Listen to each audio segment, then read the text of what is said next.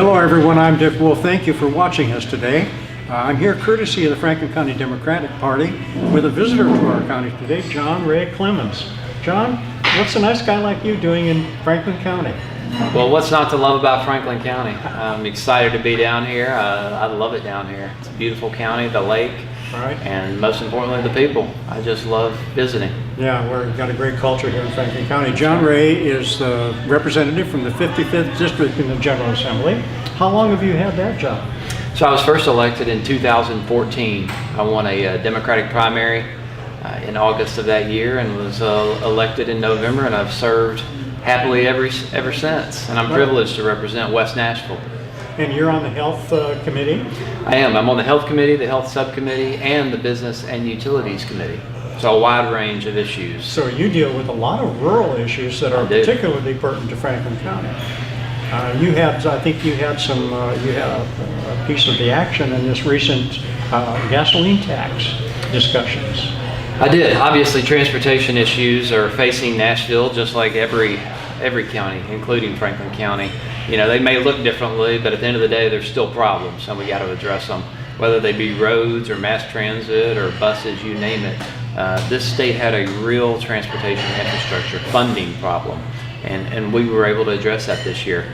I had my own ideas about ways we could address it. I did a lot of research, traveled around, spoke to leaders in other states, the chairman of the Transportation Committee in Texas, for instance. Got some good information from him, consultants, Georgia, North Carolina, and we put together our own alternative transportation funding plan, and some of it was actually incorporated into the Improve Act. Yeah, I saw quite a few promising things for the Nashville area, and mass transit, of course, is something that's vitally needed where you've got a lot of commuters, and traffic is always a mess. Yeah. Yeah. Anytime you have three interstates, major interstates coming right through your downtown, it creates a big hurdle. Of course, you know, I-24 being chief among them. But we do have that. But you know, a lot of the local roads, we have issues in traffic every day, and we have issues just like Franklin County. You know, our roads are deteriorating, and somebody's got to pay for them, and they just don't magically appear or widen themselves or get paved. The General Assembly in the past 8 years has dramatically lowered the amount of local money that's available to highway departments like Franklin County. This year, Franklin County, under this transportation plan, got an extra $80,000, which is a huge benefit to us. But we're still $8 million behind in road building, and are rural drivers not as valuable to the state as urban drivers? Well, that's a good question, and that's a question for TDOT and Governor Haslam. That money should be apportioned evenly and equally across the state of Tennessee, because everybody's got to get to work, everybody's got to get to church, everybody's got to get their kids to school, and we all need roads. You know, like I said, it's a problem that affects everyone. It may look different, whether you're in Franklin County or whether you're in Nashville or what have you. It's a problem, and every county needs to have the appropriate resources to address their needs. And quite frankly, the Haslam administration and the Republican leadership in the legislature have been really cutting funding to local governments in many, many ways, not just transportation. They've not only been overstepping into local government decision making with regard to education, with regards to county government, but also cutting off funding in many ways. We have two representatives here, Janice Bowling and David Alexander, in the General Assembly. They tell us that these transportation funds aren't coming to rural Franklin County because of the federal government. Is that the case? Well, it's always easy to point the finger at someone else, but who they should be pointing the finger at is themselves, because they're both Republicans, as you know, and the Republicans run things in the state government, and our state has a lot of leeway about how it apportions roadway money and what projects it tackles. And there is a backlog list that we're trying to address with the Improve Act, and there's a new projects list.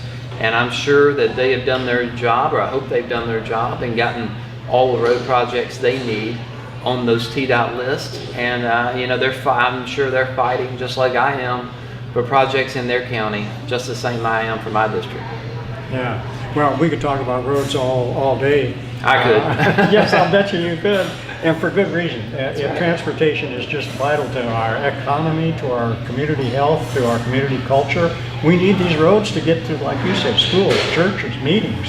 But let's talk about health, because that seems to be, we've heard years and years of Obamacare is rotten and sinking the ship, and we've had Tennessee obstructing generally an increase in federal revenue for Medicare and Medicaid patients in Tennessee.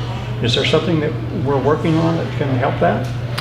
Well, there's a lot of different issues when it comes to healthcare policy. As you know, it's a very complicated puzzle. Anybody who tells you they have all the pieces or know the entire puzzle is lying to you.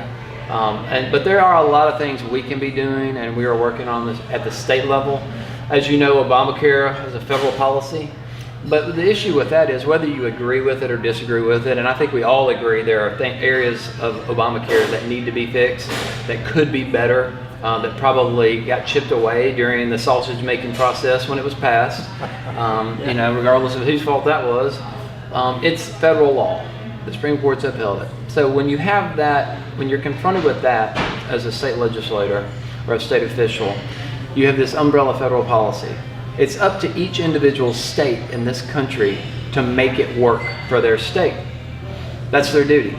For instance, we have a Department of Commerce and Insurance. That department's primary duty is to regulate the insurance industry and make Obamacare work for Tennesseans.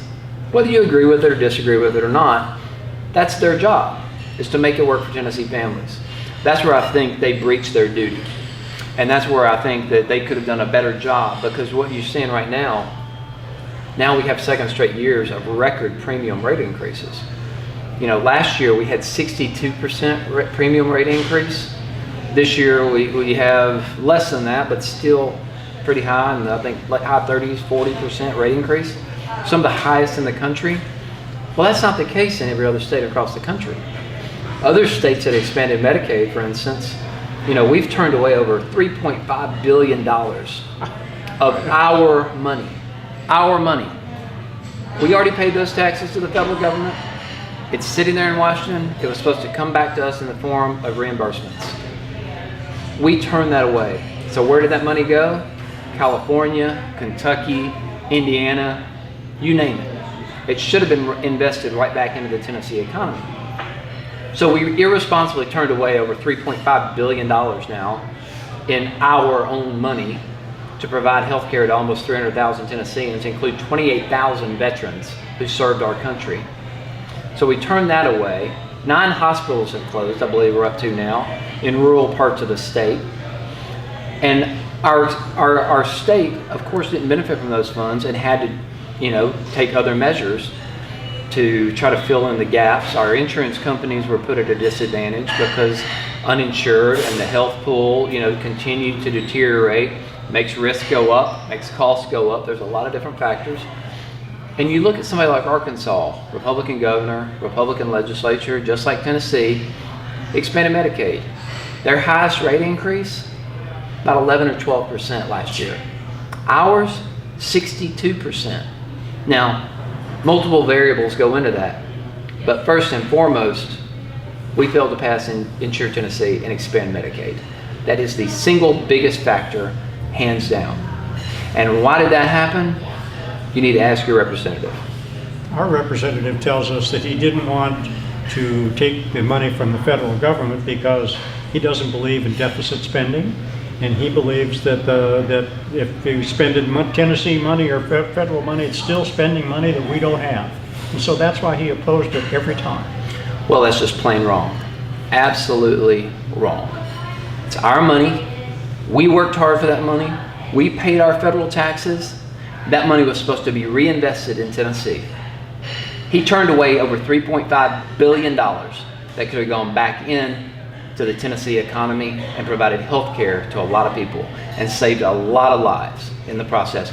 This whole deficit spending, it all sounds great. These local officials, your state officials, they want to run for local office on these national issues. Well, guess what? Washington is broken. We have to do what's right for Tennesseans. We have to do what's right for Franklin Countyans. And that is making sure that they have access to health care. And the easiest thing we could do is take the money the federal government's trying to give us, our money. And so it has nothing to do with deficit spending, has nothing to do with fiscal conservatism. In fact, I would argue that it's fiscally irresponsible, and there's nothing fiscally conservative about it. Turning away money. Who turns away money? None of us like to pay taxes. We all want tax cuts, but we paid that money. Why not benefit from it? Why not have our brothers and sisters and our neighbors who are next door to us suffering benefit from that? You know, there is a lot of suffering attached with all of these no votes that are coming out of the General Assembly. What about veterans? I understand that there were some losses. Veterans suffered some losses in the General Assembly. Well, not only do about 28,000 veterans in Tennessee suffer by falling in the healthcare gap that could have been covered if we had passed Insure Tennessee and taken that Medicaid expansion. That's about 28,000 veterans. Well, as you know, seniors and disabled veterans in Tennessee have property tax relief. The state law says that they get property tax relief. You know, at one point it was up to $175,000 was tax-free on property relief for seniors and disabled veterans. Well, what did your representative, your state senator do? They cut it. They cut it back about 3 years ago. Over the objections of Democrats, we fought on the House floor against that cut. They cut it. Why? We have $1 billion of surplus in the state of Tennessee, yet they're going to cut disabled veterans' property tax relief and seniors? It makes no sense. And so what we did this year, and Democrats led the charge, we fought and we held up Governor Bredeson's budget until they reinstated that property tax relief benefit for seniors and disabled veterans. It's a great program, and it's very effective here in Franklin County. All county residents get the property tax relief. That's a voluntary thing on part of the county. They pay their share too.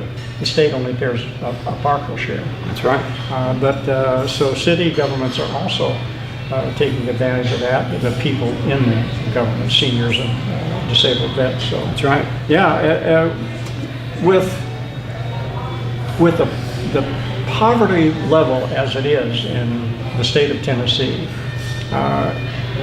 isn't it kind of mean just to keep turning down all these opportunities to make life better for Tennesseans with better roads, better insurance policies, better health opportunities for everyone? It is, and it just boils down to the simple fact of you just have to care about people. If you're going to serve in public office, you need to care about people first and foremost. You got to have a core set of Tennessee values and just care about people. And if you don't care about people, then don't run for elected office. The problem we have today is, like I said, people are electing local officials, state officials based on federal headlines or what's happening in Washington. That's not doing them any good.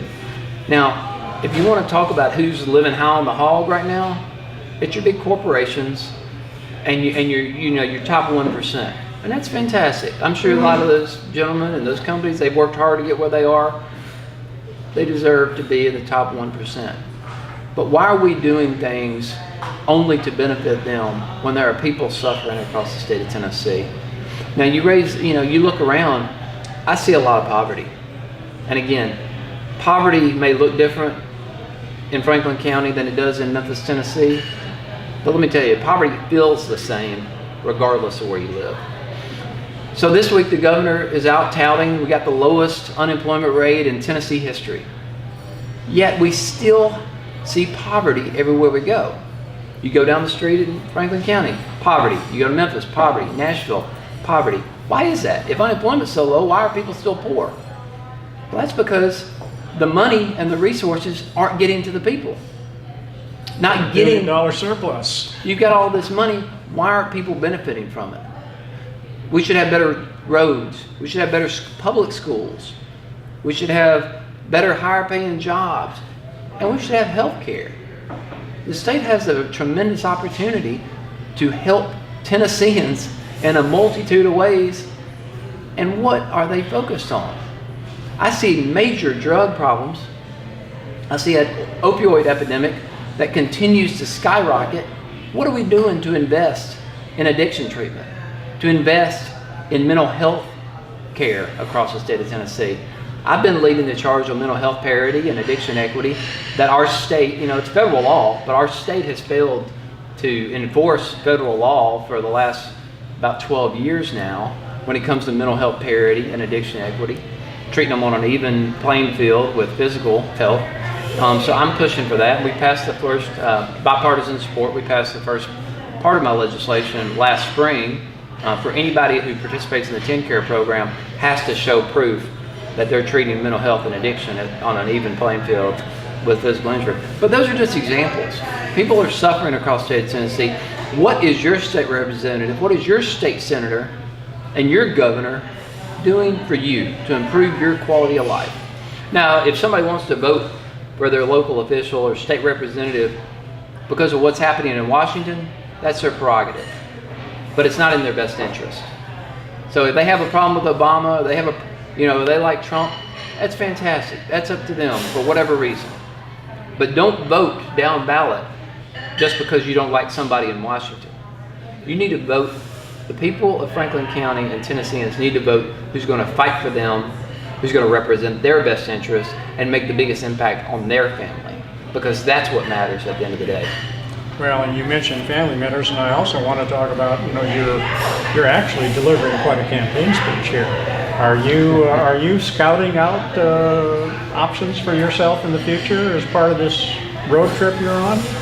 Well, no. What I said was, if I was ever had the privilege of being elected to public office, that I'm not one of 25 Democrats in the Tennessee House out of 99. I don't consider myself one of 25. I don't consider myself one of 99. I consider myself one of 6.6 million. And that's about how many Tennesseans they are. That's who I have a duty to represent. So I said, if I was ever elected, I was going to represent every Tennessean. Poor, the rich, you name it. And so I've been traveling around the state of Tennessee just listening to folks. It's amazing what you'll learn if you just listen. And so what I've been doing is just going around, hanging out at coffee shops, meeting with folks, speaking to folks, and getting ideas. That's how I learned about the governor's outsourcing of our state parks. Just talking to folks. He was doing all that, cooking that scheme up behind closed doors. And so me and Senator Harris and then Senator Bowling was right there with us, fighting against Governor Haslam's attempt to privatize state parks. I don't have a state park in my district, but I represent all Tennesseans. So I went to bat for Tennesseans and fought and helped kill the governor's attempt to privatize our state parks. But to answer your original question, if you get out here and listen, which I'm doing, I get so many ideas for legislation. I get so many ideas about how things can be done better. It's easy to sit in Nashville and talk about policy and these great ideas that sound great in Nashville. But if you really get out there and get in the schools and see the practical impacts and effects of policy and legislation, you learn a lot. And so that's what I do and constantly trying to do, spending my own money, taking time away from my family and my law practice, just to get out there and see what's going on where the rubber meets the road, because that's what it's all about. It's about families in their day-to-day lives and what we can do to make them better. Well, in addition to your day job, which I understand is a lawyer, and your legislative work, I noticed in reading your bio that you are active in a number of neighborhood associations, family associations and groups in your home. That's so right. Apparently there's something personal about this family business? Well, that's what it all comes back to. If you're not fighting for families, then I don't know what you're fighting for. It's not really worth it. There's a lot of time involved away from my own family, and it is quite a sacrifice. Some people, at the end of the day, you ask anybody in elected office, and it's a sacrifice. It may look glamorous, which it's not exactly, but families are worth fighting for. And as far as the neighborhood associations, I was a neighborhood association president before I ran for elected office. And I still try to attend every neighborhood association meeting in my district as often as possible, because again, that's where the rubber meets the road.